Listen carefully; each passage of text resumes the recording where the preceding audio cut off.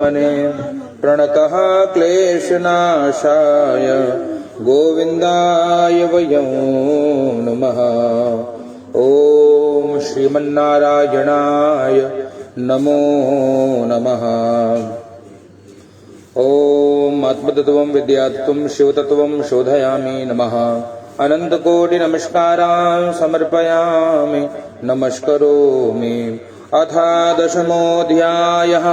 गरुड उवाच देहदाह विधानं च वद सुकृतनां विभो सती यदि भवेत् पत्नी तस्याश्च महिमा वद।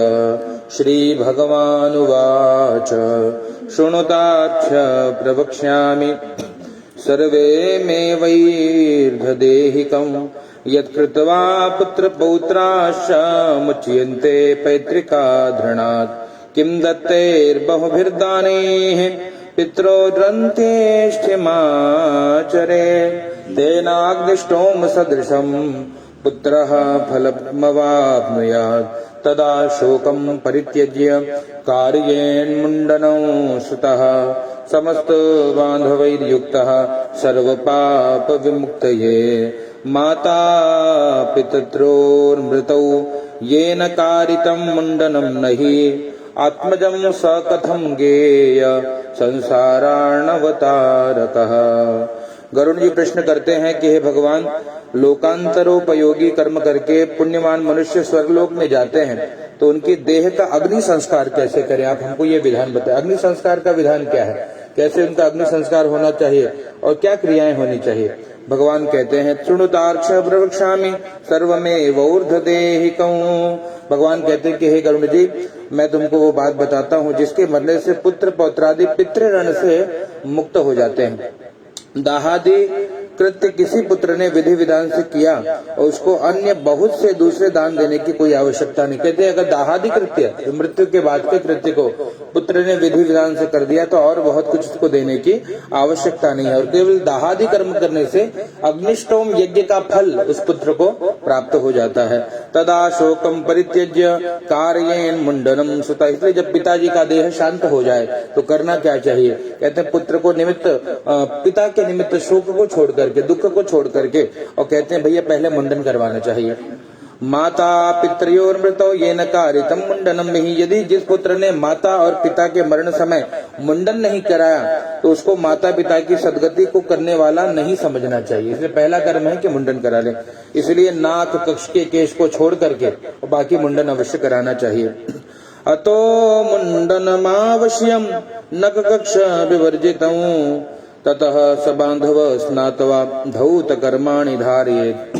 इसके बाद बांधव सहित स्नान करके धोए हुए वस्त्रों को पहनना चाहिए और गंगा आदि नदी के या कुएं के जल को लाकर के जो मृत शव है उसको स्नान कराना चाहिए। नाम गोत्रम समुच्चार्य संकल्पेन सवय्यतः मृत्यु स्थाने शवो नाम तस्य नाम्ना प्रदापयेत। कहते इस प्रकार से गंगा स्नान कराने के बाद गंगा नदी की मृत्तिका से लेपन करिए, नवीन वस्त्र से शव को ढक करके और अपसव्य होकर के नाम गोत्र का उच्चारण करके दक्षिणा सहित पिंडदान करना चाहिए। कहते हैं मृत्यु स्थान में जो पिंड है उसको शव नाम से देना चाहिए। इससे भूमि के जो अधिष्ठाता देव हैं वो प्रसन्न होते हैं। और उसके बाद कहते मृत्यु स्थान के बाद पांथ के नाम से पिंडदान करना चाहिए, जिससे दुर्गति हुए भूमि भूतप्रोत जो प्राणी हैं वो कोई विघ्न बाधा उत्पन्न नहीं करते। तदनंतर पीछे पुत्रादि की स्त्री प्रदक्षिणा करके उनका पूजन करे। पहले पुत्र कंधा दे, बाद में दूसरे बांधव सब एकत्रित होकर के कंधा दे। धृतवास कंधे स्वपितरम स्वश्मशानाय गच्छति सो अश्वमेध फलम पुत्रो लभते च पदे पदे। कहते ऐसे पुत्र जो पिता को कंधे पर रख करके श्मशान की ओर ले जाते हैं, हर कदम पे अश्वमेध यज्ञ का फल प्राप्त होता है। नीतवा स्कंधे सुपृष्ठेंके सदा तातेन लालितः सदैव तद्रणान्मुच्चेन्मृतं स्वपितरं वहत। जैसे पिता ने अपने पुत्र को कंधे पर बिठा करके खिलाया था बचपन में, है ना, तो वो ऋण हमेशा उस पुत्र पे रहता है। और कहते हैं उस ऋण को चुकाने के लिए पिता को कंधे पर रख करके पुत्र श्मशान को ले जाता है तो उस पितृ ऋण से वो निवृत्त हो जाता है।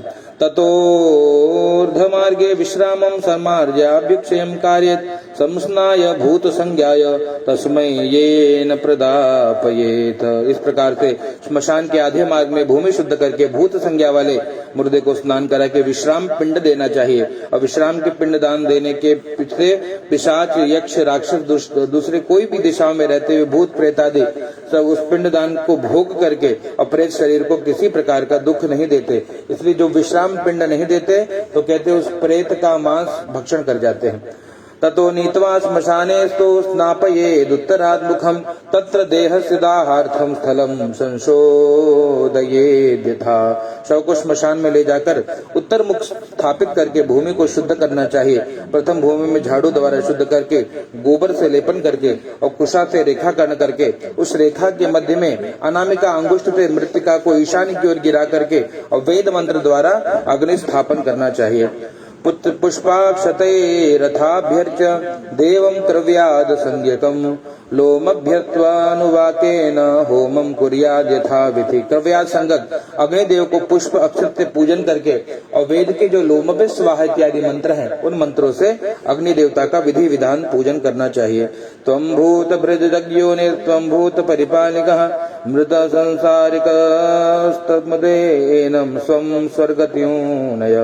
अग्नि देवता से प्रार्थना करनी चाहिए कि हे अग्नि नारायण, आप कहते पंचभूतात्मक देह को धारण करने वाले हो, संसार के कारण हो, संसार के पालक हो, इसीलिए ये जो हम आपका आवाहन कर रहे हैं, जो ये मृतात्मा है, इसको आप स्वर्ग गति कराइए, स्वर्ग गति को प्राप्त कराइए।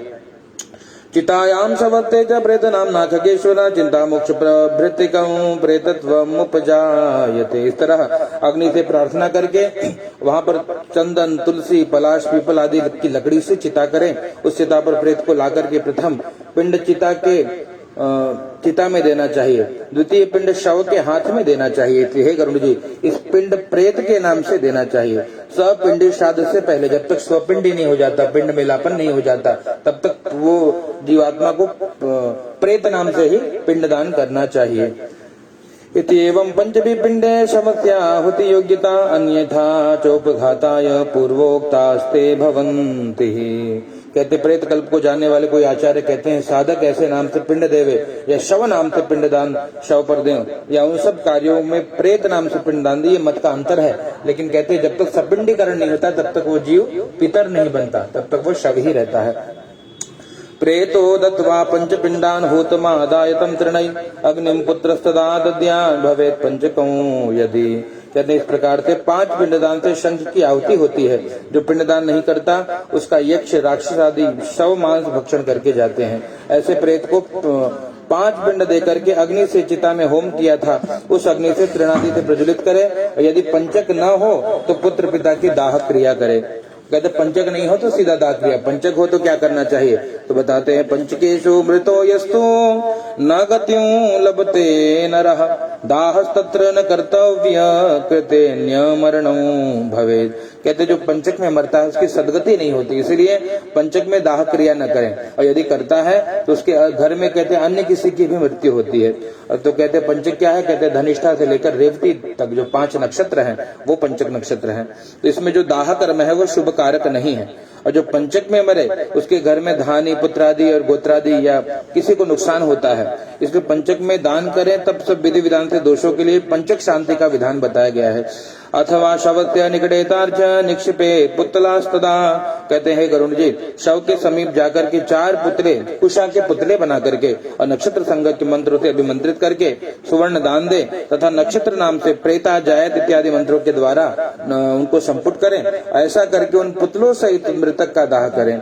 पुत्र सपिंडी श्राद्ध के दिन सविधि, कहते जिस दिन सपिंडी श्राद्ध होगा 12वें दिन, उस दिन पंचक शांति करें। तिलपात्रम हिरण्यम च रुप्यं रत्नम यथाक्रमम घृतपूर्णम कांस्य पात्रम दद्यात् दोष प्रशांतये। कहते उन 5 नक्षत्रों के दोषों की शांति के लिए क्रम से कहते पंच दान करना चाहिए। तिल का दान करे, सुवर्ण, चांदी, रत्न या घी से परिपूर्ण कोई पात्र का दान करना चाहिए। एवं शांति विधानं जो कृत्वा दाहं करोतु यः न तस्य विघ्नो जाये प्रेतो याति पराम गति। इस प्रकार से 5 नक्षत्रों की शांति कर्म करके जो कोई दाह कर्म करता है उसको कोई विघ्न बाधा नहीं होते और प्रेत को सदगति मिलती है। इस प्रकार से दाह कर्म की विधि भगवान ने गरुड़ को बताई है और कहते हैं भैया जो पतिव्रता परलोक जाने की इच्छा करे वो पति के सारे कर्म को विधि विधान से करवाए। कुंकुमांचन सदवस्त्र भूषणैर्भूषितं तनु दानम दद्यात् जातेभ्यो बंधुर्वर्गैश्चैव च। कहते रोली केशर आदि से अपने शरीर को सुशोभित करके नेत्र रंजन इत्यादि द्वारा यथा योग्य ब्राह्मणों को दान करें और समर्प्याभरणम तत्र श्रीफलम परिगृह्य च।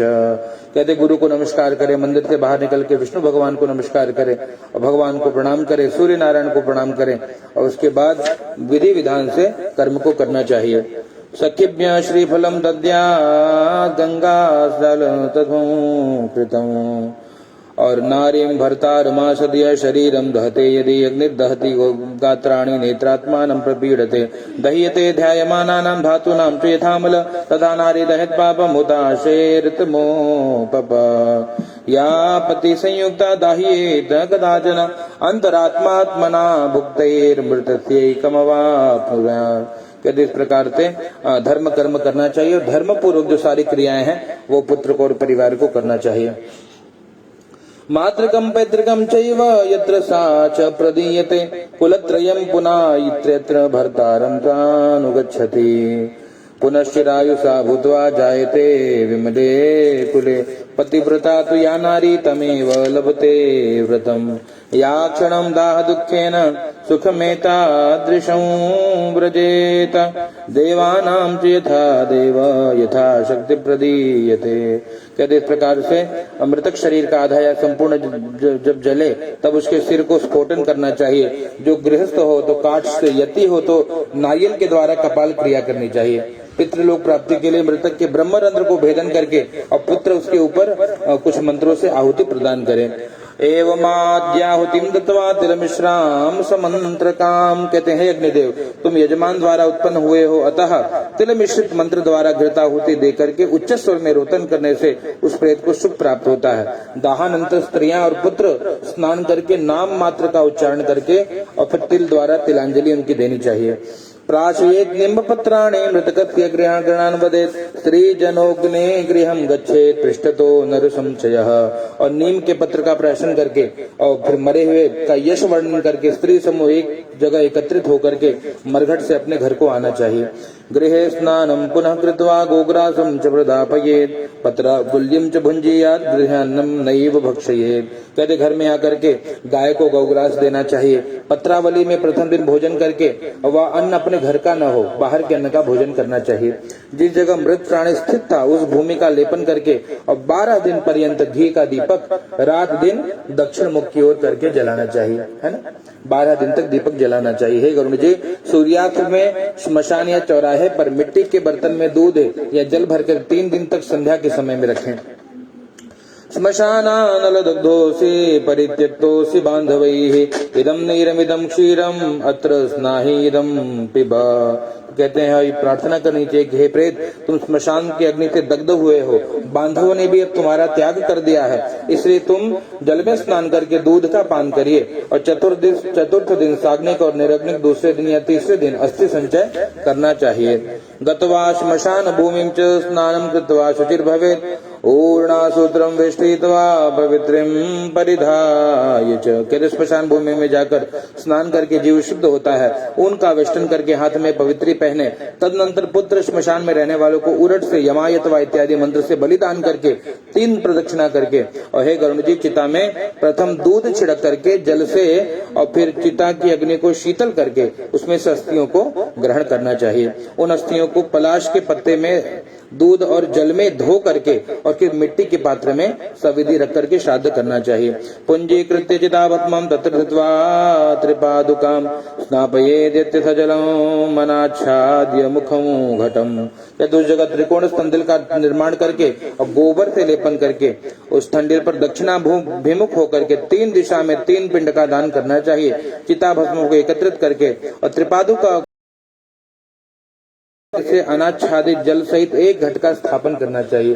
दही घी सहित चावल को पका करके प्रेत के लिए विधि से जल सहित बलि देवे और उत्तर दिशा में पंच पदमात्र वहां गड्ढा खोद करके वहां पर अस्थि मात को स्थापित करें। तस्यो परिततो दद्यात् पिंडम दाहार्ति नाशनम गर्तादुद्धृत्य तत्पात्रम नीत्वा गच्छे जलाशयम। उसके ऊपर एक पिंड दान करने से प्रेत की दाह पीड़ा नष्ट होती है।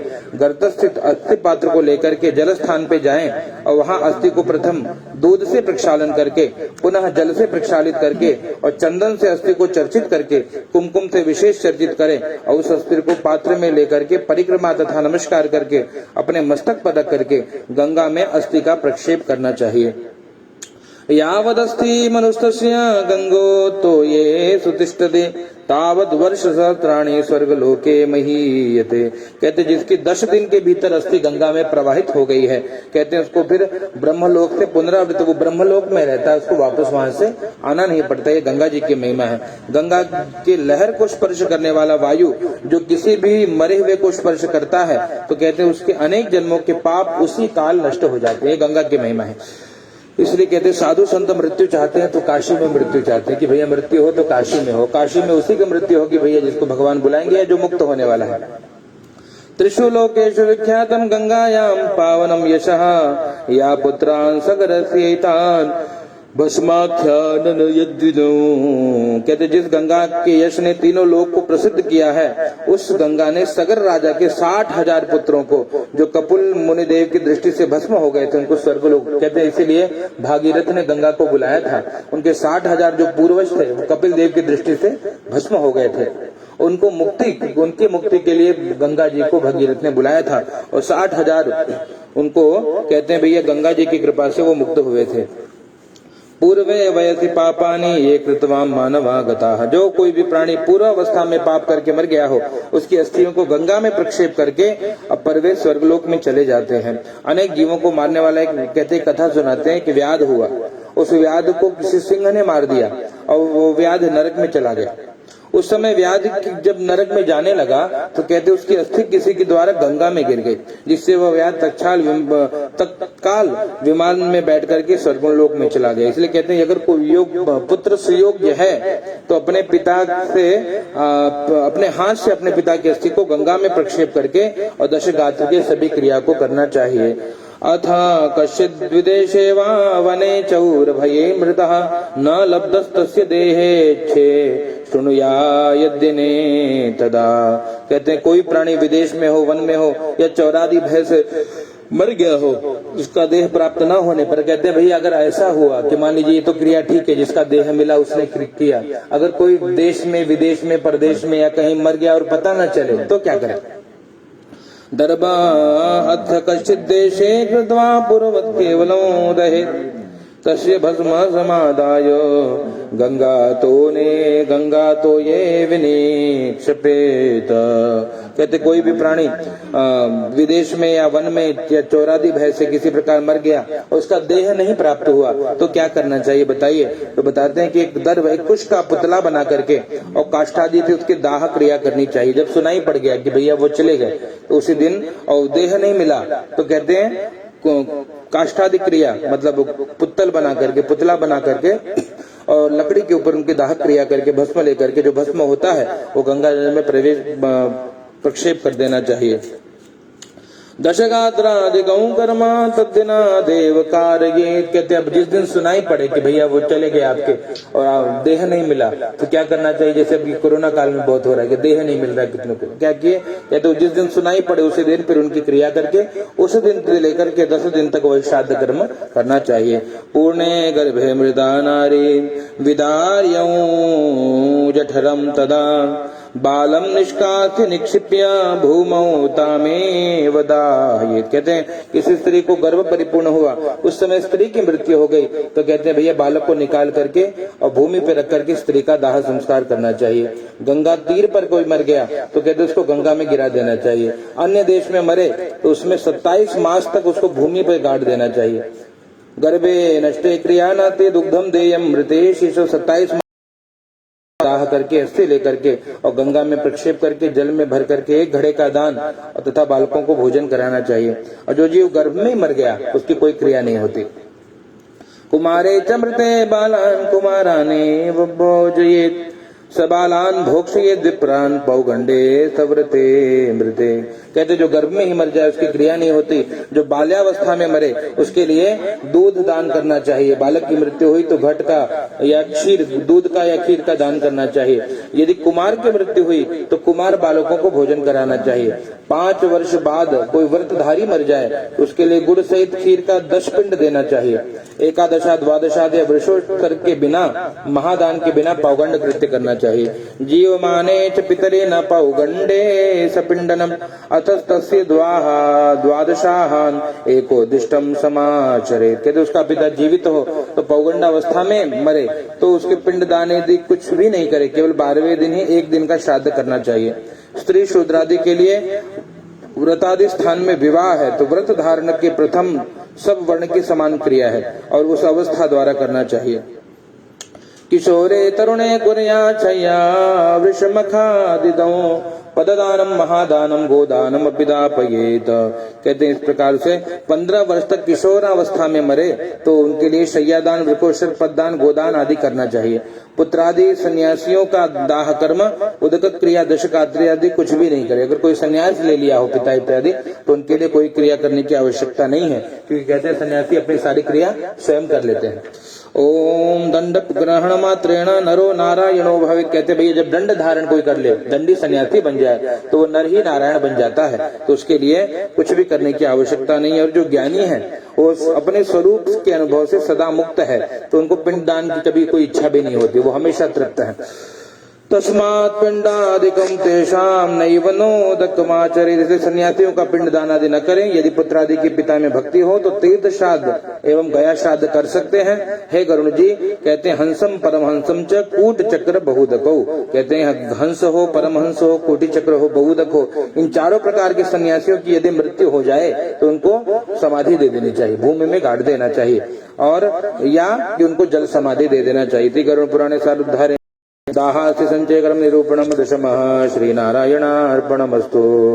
ओम राम कृष्ण हरे मुकुंद मुरारी, राम कृष्ण हरे मुकुंद मुरारी, पांडुरंग पांडुरंग पांडुरंग हरे, पांडुरंग पांडुरंग पांडुरंग हरे, राम कृष्ण हरे मुकुंद मुरारी, राम कृष्ण हरे मुकुंद मुरारी, पांडुरंग पांडुरंग पांडुरंग हरे, पांडुरंग पांडुरंग पांडुरंग हरे, राम कृष्ण हरे मुकुंद मुरारी, राम कृष्ण हरे मुकुंद मुरारी, राम कृष्ण राम कृष्ण राम कृष्ण हरे, राम कृष्ण राम कृष्ण राम कृष्ण हरे, राम कृष्ण हरे मुकुंद मुरारी, राम कृष्ण हरे मुकुंद मुरारी, पांडुरंग पांडुरंग पांडुरंग हरे। कृष्ण कन्हैया लाल की जय। अथ एकादशोऽध्यायः। गरुड़ उवाच दशगात्र विधिम्रूहि कृते केतु कृतं भवेत् पुत्राभावे तु यः कुर्यात् मे वद केशव। श्री भगवान उवाच शृणुतार्च प्रवक्ष्यामि दशगात्र विधिं तव यद्विधाय तु सत्पुत्रो मुच्यते पैतृकादृणात्। फिर गरुड़ जी पूछते हैं कि हे केशव, दशगात्र कर्म विधि को कहिए, उसके करने से क्या पुण्य होता है वो बताइए, अगर पुत्र ना हो तो कौन करे, ये भी हमको विस्तार पूर्वक बताइए। भगवान कहते हैं शृणुतार्च प्रवक्ष्यामि दशगात्र विधिं तव। भगवान कहते कि हे गरुड़ जी आप सुनिए, दशगात्र की विधि मैं आपसे कहूंगा जिसको करने से सुपुत्र पैतृक ऋण से मुक्त हो जाते हैं। इसलिए पुत्र शोक का त्याग करके सात्विक धैर्य को धारण करके और पिता के लिए अश्रुपात न करके पिंड दान आदि सभी कर्म को करे। श्लेष्मासु बांधवैर्मुक्तं प्रेतो भुंक्ते यतो वशः अतो न रोदितव्यं हि यदा शोका निरर्थकात्। कहते इसलिए भैया पुत्र को शोक का त्याग करके सात्विक धैर्य को धारण करके पिता के लिए अश्रुपात न करके पिंडदान आदि कर्म करना चाहिए। जो मरने के बाद जो पुत्र रोते हैं उनके अश्रुपात से या इसमें नाक से भी जो मल निकलता है उससे प्रेत परवश होकर के भोगता है, इसलिए बहुत दुखी नहीं होना चाहिए, है ना। अपने आप को धैर्य धारण करके पिता के सारे क्रिया को करे ताकि उस पर अश्रु न गिरे, पिंडदान आदि जो कर्म हो उस पर नाक के मल न गिरे। यदि वर्ष सहस्राणि शोचते अहर्निशं नरः तथापि नैव निधनं गतो दृश्येत कर्हिचित्। 10,000 वर्ष पर्यंत शोक करने पर भी वह मृतक व्यक्ति कभी नहीं दिखाता, इसलिए जो उत्पन्न होता है, कहते जातक से ही ध्रुव मृत्यु, जो जन्मा है वो मरेगा। शरीर का जन्म होता है तो शरीर की मृत्यु भी होगी, उसका निश्चित जन्म है। इसलिए विद्वान पुरुष शोक नहीं करते कि मैं तो जन्मा नहीं तो मेरी मृत्यु नहीं होगी। हाँ, शरीर जन्म लिया था कभी तो शरीर की मृत्यु हो जाएगी। नहीं कश्चिद उपायोस्ति दैवो वा मानुषो, इस प्रकार उपाय नहीं जो देवताओं से प्राणियों से किया हुआ हो जिससे मृत प्राणी को प्राप्त कर सके। कहते भैया कोई उपाय नहीं कि जो चला गया उसको बुलाया जाए, ये संभव नहीं है, तो इसलिए शोक नहीं करना चाहिए। क्या करें? कहते होनहार को दूर करने का उपाय होता, अगर ऐसा हो ही जाता तो कहते नल श्री राम युधिष्ठिर ये राजा लोग भी दुख नहीं भोगते।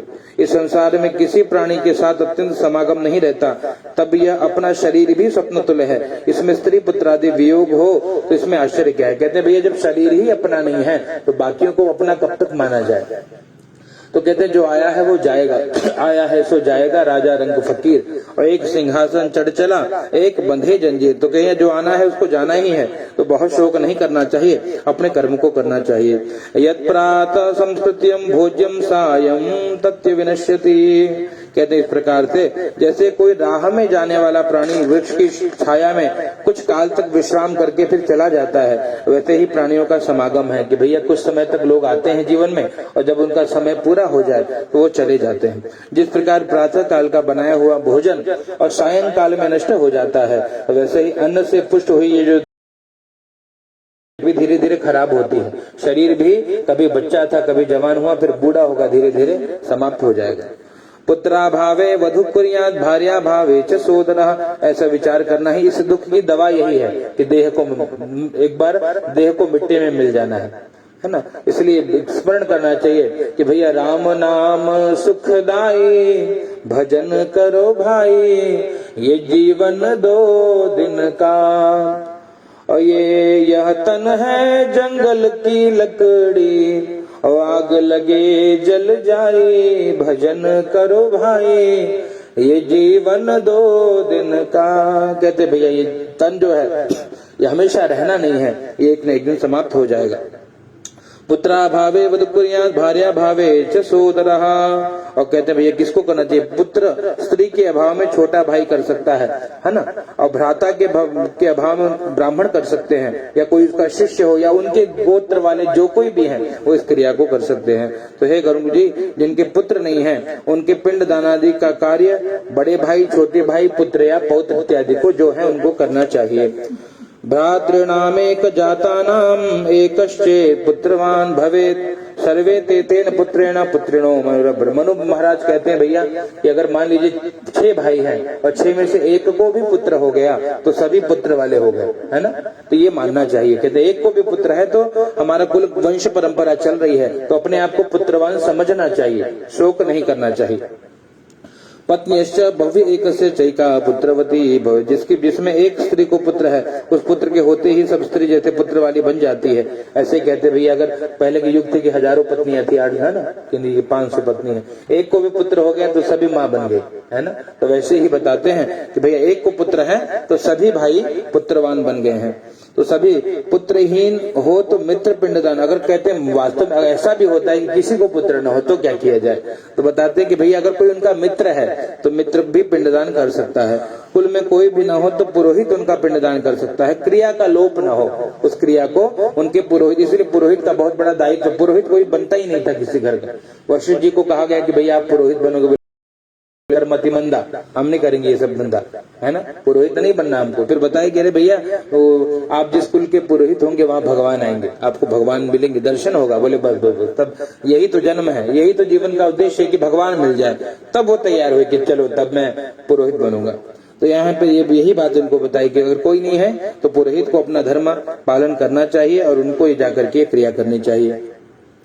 बहोपि यदा पुत्रा विधि में कौचमाचरेत् विभक्ते तु पृथक् कार्यं श्राद्धं संवत्सरादिकम् देवानां च यथा शब्दे देवानां च पुरन्दरे देवानां च यथा भक्त्या देहे तं चैव तेषाम्। कहते इस प्रकार से क्रिया का लोप न हो। स्त्री या पुरुष अपने मित्र की क्रिया करें। अनाथ की क्रिया करने, अगर कोई अनाथ है तो उसकी क्रिया करने से कटी यज्ञ का फल मिलता है। और कहते हैं कि हे गरुण जी, पुत्र पिता का दशगात्र आदि करे, ज्येष्ठ पुत्र यदि मर जाए तो उसका कार्य पिता स्नेह से भी न करे। और बहुत पुत्र हो फिर भी प्रेत का दशगात्र सब पिंड श्राद्धादि 16 श्राद्ध पुत्र को ही करना चाहिए। तो ये तस्मात् ज्येष्ठम सुतो भक्त्या दशगात्रम समाचरेत्। धन विभाग होने पर भी भक्ति भाव द्वारा पिता का 12 मास का कृत्य ज्येष्ठ पुत्र ही करे, अनंतर सब वार्षिक श्राद्धादि अलग अलग करे। तो ज्येष्ठ पुत्र जो है वो दशगात्र करे, एक समय भोजन करे, भूमि पे शयन करे, ईश्वर का ध्यान करे और पवित्र रहे। 12 दिन के कृत्य यही है कि वो भोजन करे और भूमि पे शयन करे और ईश्वर का ध्यान करे, हमेशा पवित्र रहे। 7 बार भूमि की परिक्रमा करने का जो फल मिलता है उतना ही फल माता पिता आदि की क्रिया करने से पुत्र को प्राप्त हो जाता है। आरभ्य दशगात्रं च यावत् द्वैवार्षिकं भवे। दशगात्र से लेकर के 12 मास तक क्रिया करने से गया श्राद्ध का फल प्राप्त होता है। आमंत्रक कूप में, तड़ाग में, बगीचे में, तीर्थ में, मंदिर में आलस रहित होकर के मध्याह्न समय में जाकर के स्नान करें और शुचि होकर के, पवित्र होकर के, वृक्ष के नीचे दक्षिण की ओर मुख करके वेदिका निर्माण करके उसमें गोमय से लेपन करके वेदिका पर पर्ण आसन बिछा करके दर्भासन का एक कौशिक ब्राह्मण बैठा करके पाद्यादि से पूजन करके अतसी इत्यादि मंत्र से नमस्कार करें। उनके समीप पिंड स्थापनार्थ एक रेशमी वस्त्र बिछा करके उस पर नाम गोत्र का उच्चारण करके सकता है, जव के आटे का, जिस पर चंदन या कनेर इत्यादि चढ़ावे। धूप दीप नैवेद्य सुपारी पान दक्षिणा आदि से पात्र में दूध पानी एक साथ रख करके हाथ में लेकर के और अमुक नाम वाले प्रेत को देता हूँ ऐसा कह करके पिंडदान करना चाहिए। अन्नम वस्त्रम जलम द्रव्यम अन्यद्वा दीयते चयत। कहते हैं भैया अन्न वस्त्र जल द्रव्य, अन्न वस्तु प्रेत शब्द से देते हैं, उससे मृतक को अनंत फलदायक होता है। इसलिए प्रथम दिन से लेकर के सपिंड श्राद्धांत स्त्री पुरुष को प्रेत सबसे पिंडदान देना चाहिए।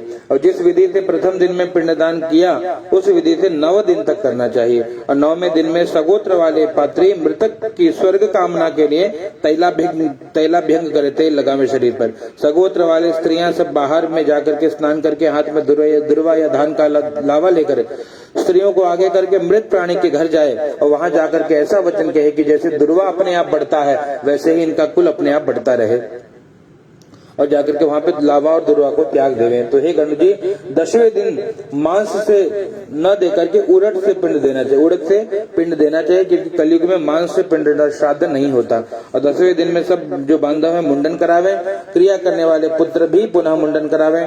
मिष्ठान से एक ब्राह्मण को 10 दिन तक भोजन करावे, उसके समीप और हरि का ध्यान करके हाथ जोड़ करके प्रेतत्व की मुक्ति की का प्रार्थना करें और भगवान से नित्य प्रार्थना करें। अनादि निधनो देवा। कहते भैया 10-12 दिन यही प्रार्थना भगवान से हो। क्या? अतसी पुष्प संकाशौ पीतवास समुच्युतौ ये नमत्यन्ति गोविंदौ न तेषां विद्यते भयं। अनादि निधनो देवः शंख चक्र गदाधरः अक्षय्य पुण्डरीकाक्ष प्रेत मोक्ष प्रदो भव। ये प्रार्थना करनी चाहिए कि हे भगवान, अतिथि के फूल के समान शोभा वाले हे कृष्ण पीतांबरधारी गोविंद, हम आपको नमस्कार करते हैं। अंतरहित शंख चक्र गदा पद्मधारी हे परमात्मा, हे पुंडरीकाक्ष, हे भगवान विष्णु, इस प्रेत को आप मुक्ति प्रदान करिए। ये प्रार्थना करनी चाहिए। संप्रार्थना मंत्र श्राद्धांते प्रत्यहम पठेत स्नात्वा गत्वा गृहे दत्वा गोग्रासम भोजनम चरेत। इस प्रकार प्रार्थना करके श्राद्धांत के प्रति दिन मंत्र से स्नान करके गौ को गौग्रास दे करके स्वयं भी भोजन करना चाहिए। जय जय गरुड़ पुराणे सारुधारे दशगात्र विधि निरूपणम 11 श्री नारायणार्पणमस्तु।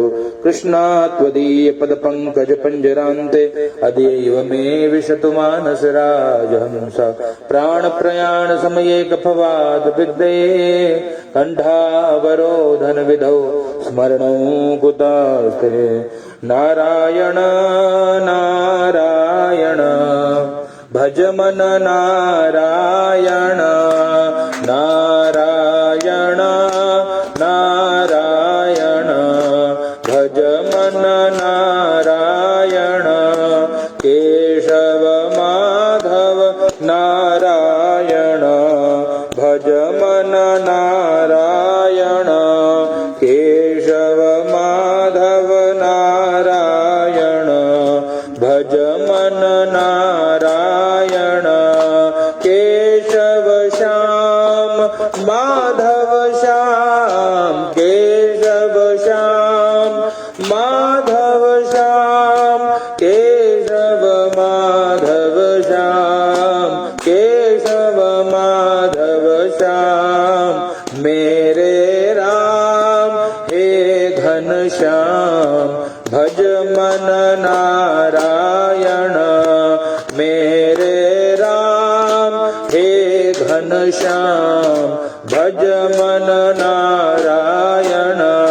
भज मन नारायण भज मन नारायण। सच्चिदानंद भगवान की जय। अथ 12वाध्यायः गरुड़ उवाच। 16 अध्याय है, 12वां चालू है। 11 दिनस्यापि विधिं ब्रूहि सुरेश्वर वृकोत्सर्गं विधानं च वद मे जगदीश्वर। श्री भगवानुवाच। गरुड़ जी बोलते हैं कि हे जगदीश्वर 11वें दिन के कृत्य वृकोत्सर्ग का विधान मुझे बताइए। भगवान के उत्तर में कहते हैं कि 11वें दिन प्रातः काल जल में स्नान करके और जाकर वहां बड़े प्रयत्न परलोक संबंधी क्रिया को करिए। वेद और शास्त्र के ज्ञाता ब्राह्मणों को निमंत्रण दीजिए। नमस्कार करके प्रेतत्व की मुक्ति के लिए प्रार्थना करिए और ज्ञाता आचार्य भी स्नान संध्या आदि कर्म से पवित्र होकर के विधि पूर्वक 11वें दिन की क्रिया करवाएं। 10 दिन आमंत्रक प्रेत के नाम गोत्र द्वारा श्राद्ध करके तदनंतर 11वें दिन से मंत्र सहित प्रेत को पिंडदान दीजिए।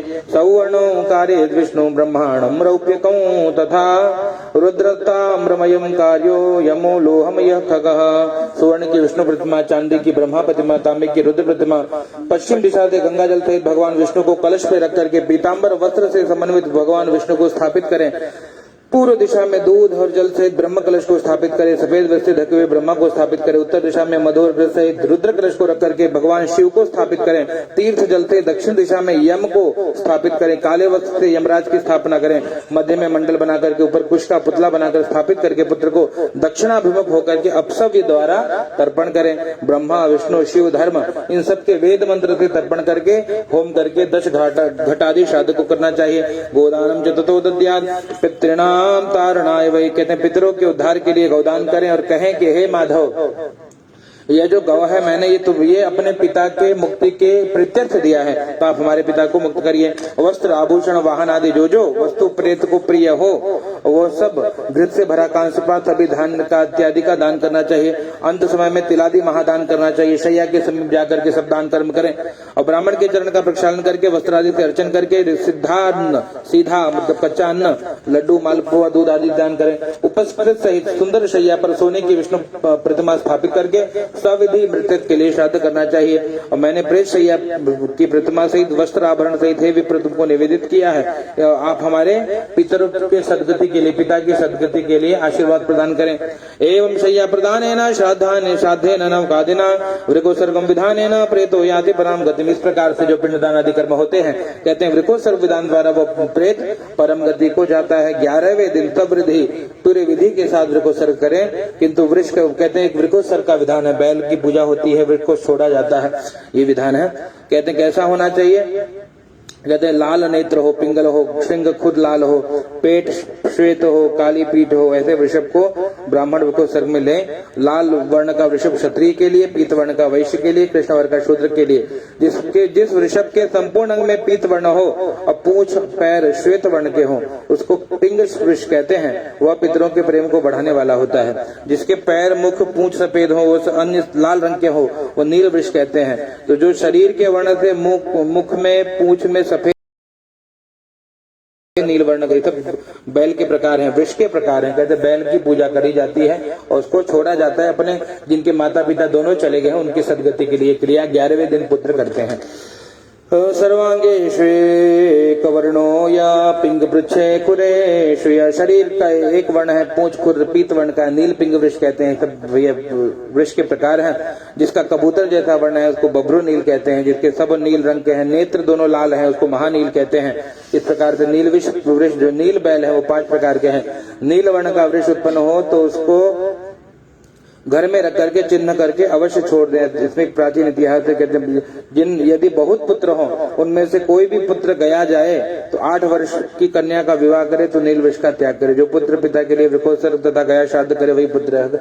समय मिले तो गया में जाकर के श्राद्ध करें, हो सके तो वृकोत्सर्ग करें। कहते हैं बहुत अनंत विधान है, फिर भी जितना हो जाए उतना उत्तम है। और जो वृकोत्सर्गं किलेच्छन्ति पितरं सर्गताम कहते हैं वृकोत्सर्ग करने से जिनके पूर्व 21 पीढ़ी के पूर्वज रौरव आदि नरक में पड़े हैं वो सब मुक्त हो जाते हैं, उनका उद्धार हो जाता है। वृकोत्सर्गं किलेच्छन्ति पितरं स्वर्गताम अपि। जिसके पितरादि स्वर्गलोक में गए हैं फिर भी वे वृकोत्सर्ग की इच्छा करते हैं। हम कहते हैं कि हमारे कुल में किसी पुत्र के भी वृकोत्सर्ग करने के मात्र से हम लोगों की सद्गति हो जाएगी, क्योंकि सभी यज्ञों में वृकोत्सर्ग हम लोगों को मुक्ति देने वाला है। इसलिए पितरों की मुक्ति के लिए वृकोत्सर्ग करें और वह कहे हुए विधि विधान से करें। ग्रहों की स्थापना करके उनका पूजन करें। शास्त्रीय विधि से नवग्रहों का होम करें। वत्स की माताओं का पूजन करें। वहाँ वत्स और वत्सी को कंकड़ में बांध कि विवाह विधि से स्तंभरोपण करें। रुद्र घटादिक से वृषभ और वत्सी को स्नान करा करके और गंध अक्षत के द्वारा उनका पूजन करें। वृषभ के दक्षिण पार्श्व के त्रिशूल का चिन्ह और वाम पार्श्व में चक्र का चिन्ह चिन्हित करके उसको त्याग करके हाथ में जोड़ करके मंत्र पढ़ें। धर्मस्तोम वृष रूपेणाम ब्रह्मणाम निर्मिता पुरा तवोसर्ग प्रदानेन तार्यस्वम भवानवात। हे वृष रूपी आप धर्म स्वरूप हो। हे बैल महाराज, हे वृष महाराज आप धर्म स्वरूप हो, जिसको ब्रह्मा जी ने पहले रचा था। तो आप के उत्सर्ग प्रदान से हमारे जो पितर लोग हैं जो 21 पीढ़ी के लोग हैं सभी भव सागर से पार हो जाएं। आशीर्वाद प्रदान करिए। इस मंत्र द्वारा नमस्कार करके वत्स और वस्ती को छोड़ देना चाहिए। भगवान विष्णु कहते हैं कि हे गरुण जी ऐसा जो करते हैं मैं उसको सदा वर तथा प्रेत को अतः स्वयं करने में सफलता होती है। जीवन में यदि पुत्र न हो तो हाथ से करने मात्र से परम गति हो जाता है। कार्तिक कहते कार्तिक आदौ शुभे मासे चुत्तरायणे रवौ शुक्ल पक्षे अथवा कृष्णे द्वादश्यादि तिथौ तथा।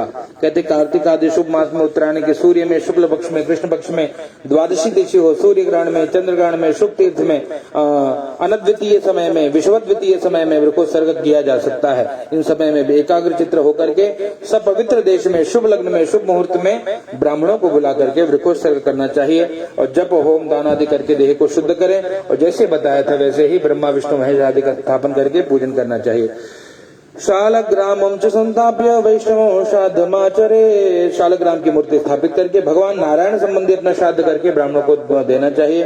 हे गरुण जी इस तरह से सबको पुत्र सहित कामना प्राप्ति के लिए वृकोत्सर्ग करें। अग्निहोत्र आदि यज्ञ अनेक तरह के दान देने से उस समय परम गति को प्राप्त नहीं होते, तो कहते हैं केवल वृकोत्सर्ग करने मात्र से वो परम गति को प्राप्त हो जाते हैं।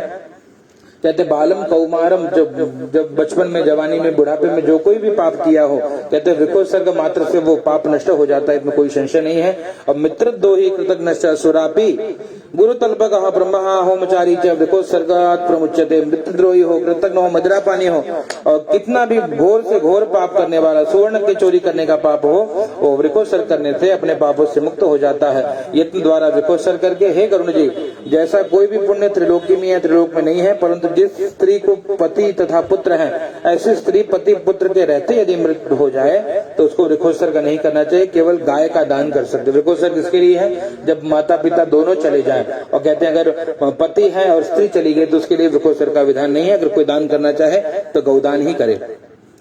वृषभम वाहदे यत्कोतंगे वृष्टे च खेचरा।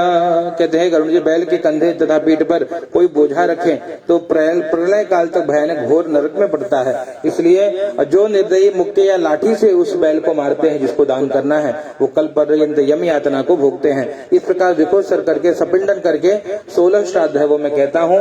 16 श्राद्ध क्या है, ध्यान से श्रवण करिए। मरण स्थान में, द्वार में, आधे रास्ते में, चिता में, शव के हाथ में, अस्थि संचय में, इस प्रकार से के 10 पिंड जो करते हैं वो 16 पिंड है। इनको मलिन षोडशी कहते हैं। और प्रथम पिंड भगवान नारायण के लिए, दूसरा शिव के लिए, तीसरा परिवार यमराज के लिए, चौथा पिंड चंद्रमा को दिया जाता है, पांचवा अग्नि को, छठवां कव्य वाहन, सातवां काल को, आठवां रुद्र, नौवां परमेश्वर, 10वां प्रेत को और 11वां पिंड जो है भगवान नारायण को दिया जाता है। और 12वां जो पिंड है वो ब्रह्मा जी के लिए, 13वां पिंड विष्णु जी के लिए, 14वां शिव को, 5वां यम, 15वां यम को। इस प्रकार से हे गरुड़ जी 16वां पिंड जो है वो तत्पुरुष को देना चाहिए। तत्ववेता इसको मध्य षोडश कहते हैं। 16 पिंड कौन से हैं? जो 6 पहले मरण के समय यात्रा इत्यादि में हुए और 10 दिन के 10 ये 16 पिंड। 16 दूसरा पिंड जो है वो ये जो बताया गया इनके नाम से। और 12 महीने के बाद 16 पिंड है ना। और 12 महीने के 16 पिंड मतलब टोटल 48 पिंड दान जो है वो करना चाहिए। कहते हैं भैया उसमें पिंडदान है पाक्षिक, त्रैपाक्षिक, न्यून, षाण्मासिक, उमादिक। मैंने उत्तम षोडशी के विधानों को बताया। तो हे गरुड़ जी 11वें दिन चरु का श्रवण करके पिंडदान करना चाहिए। इस प्रकार से 48 श्राद्ध है, 48 पिंडदान है। यह श्राद्ध विधि पूर्वक जिनका किया जाए उनको प्रेतत्व कभी नहीं होता और वे पितरों की पंक्ति में सम्मिलित हो जाते हैं। पितरों की पंक्ति में प्रवेश करने के लिए 3 षोडशी श्राद्ध करें। इन श्राद्धों के न करने से जीवन में प्रेतत्व बना रहता है। यावन्न नदीयते श्राद्धं षोडश त्रय संज्ञकम। जब तक षोडश त्रय ये तीनों 16 मतलब 16 मलिन षोडशी, उत्तम षोडशी और मध्यम षोडशी ये 48 श्राद्ध नहीं किए गए तब तक वो जो जीव है वो प्रेत ही बन करके भ्रमण करता है, वो पितर नहीं बन पाता। इसलिए पुत्र को षोडशत्रय श्राद्ध विधिवत करना चाहिए। यदि पुत्र न हो तो स्वामी का श्राद्ध स्त्री करे या अन्य कोई करे जिससे उसको अनंत फल मिलता है। जो स्त्री परलोक संबंधी मृत पति के और देहादि क्षया पाक्षिक श्राद्ध आदि करती है वो सती। कहते हैं भैया सती कौन है? जो कोई नहीं है अगर और पति चला गया तो स्त्री अगर वो करे तो वो सती है जिसने ये सारे क्रिया को किया है। उपकाराय सा भर्तुर जीवत्येषा पतिव्रता जीवितम सफलम तस्या सामृतम स्वामिनौ भजेत। कहते जो स्त्री परलोक संबंधी मृत पति में जो क्षया पक्ष आदि करती है वो सती होती है। पतिव्रता सती उपकारार्थ स्वामी के लिए करती है तो उसका जीवन सफल है, क्योंकि मरे भी जो भजती है कि ये इसलिए कि जाने के बाद भी अगर वो उसकी पूरी क्रियाएं कर रही है तो वो स्त्री धन्य है कि वो उसके बाद जाने के बाद भी पति से प्रेम कर रही है। इसलिए ऐसे स्त्री धन्य है और वो सती के समान उसको फल प्राप्त होता है। और जो प्रमाद से अग्नि या पानी में डूबकर मर गया हो उसका भी सब कर्म विधि पूर्वक करना चाहिए। प्रमाद से इच्छा से सर्प काटने से मर गया हो तो कहते हैं शुक्ल पक्ष की या कृष्ण पक्ष की दोनों पंचमी में नाग का पूजन करके करना चाहिए। गेहूं के आटे से प्रतिमा बना करके नाग देवता का पूजन धूप दीप नैवेद्य आदि द्वारा पूजन करें। यदि शक्ति हो तो सोने का नाग बनवा करके पूजन करें। नागराज का दान देने से नागराज हम पर ये जिसको सांप काटने से जिसकी मृत्यु हुई है उसके लिए विधान है। इस प्रकार नागराज का पूजन करके अकाल में मरने वाले के निमित्त अगर कोई अकाल ऐसे मर गया हो तो नारायण बलि कर्म उनके लिए करना चाहिए। और जिसके करने मात्र से प्रेत सभी पापों से मुक्त होकर के स्वर्ग लोक में जाते हैं। इस तरह से सभी क्रिया करके प्रतिदिन जलपूर्ण घट अन्न से दान करें। 360 घट 360 पिंड 360 तिलांजलि दें। 11वें दिन पिंड दान करके 12वें दिन सपिंड श्राद्ध करके शय्या दान और पद दान करके सूतक निवृत्ति का कर्म करें। जय जय श्री गरुड़ पुराण कारोद्धारे एकादशा विधि निरूपण नाम द्वादशोऽध्याय। गोविंद जय जय गोपाल जय जय गोविंद जय जय गोपाल जय जय गोविंद जय जय गोपाल जय जय गोविंद जय जय गोपाल जय जय राधा रमण हरि गोविंद जय जय राधा रमण हरि गोविंद जय जय राधा रमण हरि गोविंद जय हरि बोल।